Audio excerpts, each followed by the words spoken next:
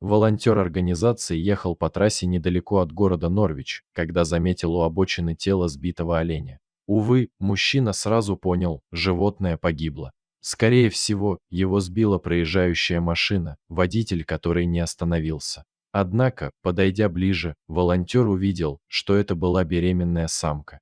Ее округлый живот свидетельствовал о том, что она находилась на последних сроках беременности. Этот факт не давал мужчине покоя, возможно, внутри нее все еще билось маленькое сердце.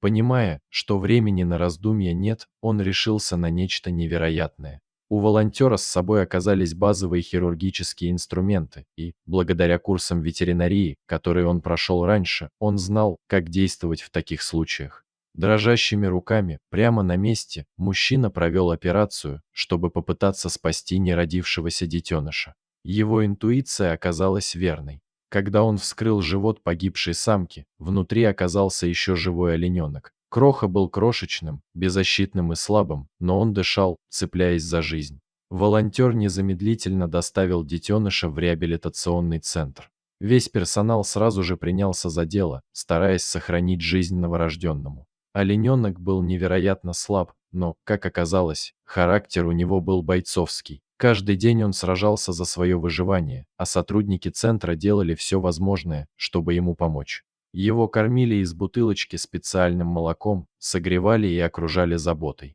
Постепенно детеныш начал приходить в себя, его дыхание стало ровнее, он научился держать голову, а вскоре робко встал на свои слабенькие ножки. Теперь для олененка начинается новый этап.